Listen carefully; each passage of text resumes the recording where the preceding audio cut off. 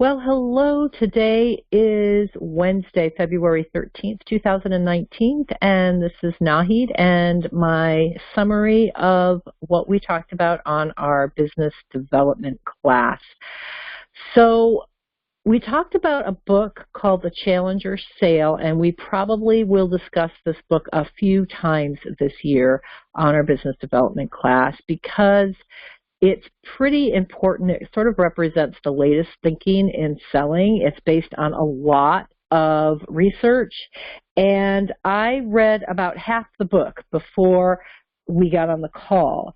And my two conclusions from reading even as far as I had is that if you are in business, whether you're in sales or not, this is an excellent book to read to help you understand and contribute to the sales process.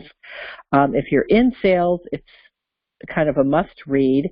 But even if you don't consider yourself a salesperson, I think you'll find it extremely interesting.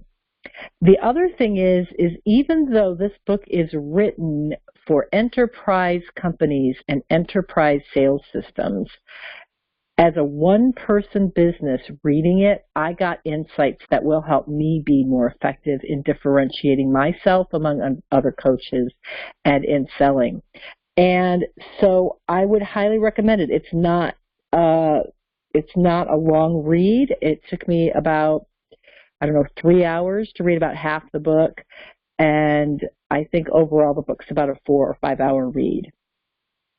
So the main things that I have gotten out of the book so far and that we discussed on the call, first of all, we talked about the 5 clusters of behaviors that surrounded different sales types. And so they identified the challenger, which is the most effective type. They tend to represent most of the star salespeople. But there's also the lone wolf, and there's the relationship builder, and there's the hard worker, and there's one more. And I think it's the reactor, the reactive problem solver.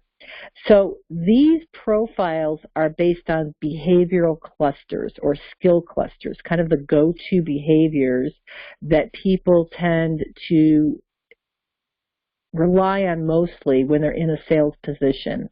And the premise of the book is that although historically we tend to think of the relationship builders as the top salespeople because relationship building is so important, the skill set that the challengers have that involves a little bit more debating or tolerating more uncomfortable situations. So being very comfortable making the customer a little uncomfortable is a characteristic of the challenger behavioral skill set, is actually more effective.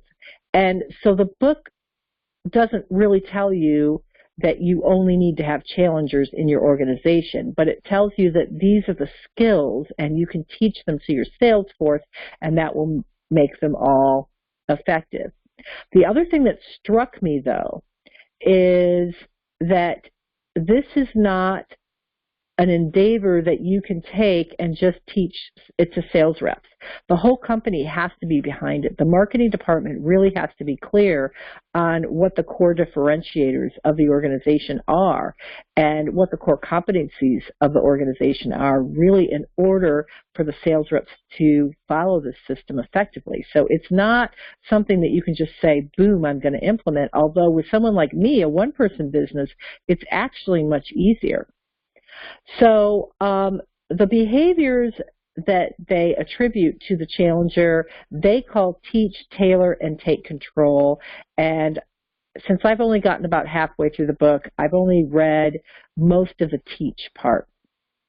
And the two things they talked about in the teaching section is, number one, teaching for differentiation. In other words, you're not just going in and giving the customer valuable information, but what you are doing is you're giving the customer some really valuable knowledge that helps them understand their business in a different way and happens to play to your point of differentiation.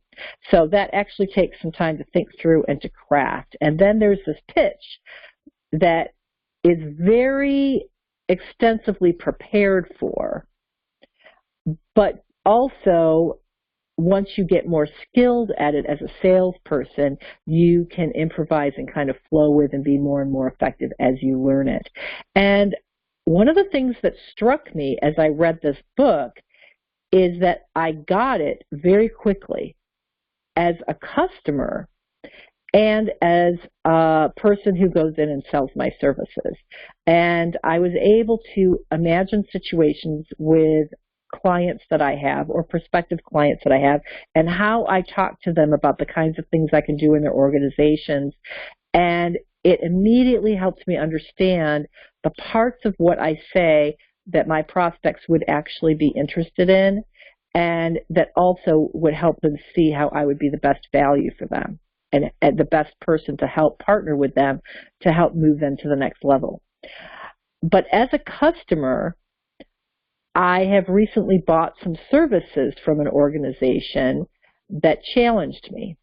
And I don't know if that organization thought of their own process as a challenging process. I don't know if they've read this book. I don't know if that's something that they deliberately took me through. But the reason I hired them is because they challenged my thinking, and they helped me think completely differently and get a little bit nervous and be willing to take some risks, whereas other people that I had looked at, and I had been looking for the last 2 years for someone to partner with me in this particular area, they were all people-pleasing. And I suddenly got the difference between the relationship builder traits, which could err on people-pleasing or over-accommodating, and the challenger traits, which tends to take a little bit more control of the conversation and say, hey, here are some issues that clients I help deal with. Are you experiencing any of these issues? And kind of get the customer into the story of these issues, and then this is how we help them solve it. Now, it's a lot more complicated than that, and I'm really not going to give you a technique summary because I don't think I'm in the position to do that at this point. But what I can tell you is that we had a great discussion. We talked about our sales teams. Everyone on the call had a different level of experience with the book. Some had been implementing it for quite some time and even have had the challenger people out to consult with them. Others haven't even read the book yet, but are really thinking seriously about their role and whether or not it makes sense for them to engage in something like that. And I would say it's worth the read. It's worth the read because it gives you a framework. And the framework right now represents probably the only framework that really works with customers. One person on our phone call highly recommended that there is another book called The Challenger Customer that you read, that these two go hand in hand. And so I'm probably going to read that one too.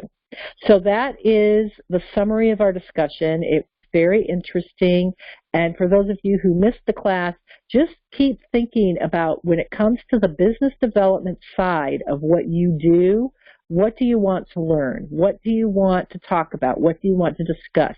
And send me those thoughts, and I will continue to think about them as I develop each of these classes. Essentially what I'm doing is I'm prepping a discussion topic so that we can hear each other's experiences, opinions, and thoughts. We've got some really, really experienced and smart people in this group, and it's just really empowering for each one of us to hear the stories that others have to tell.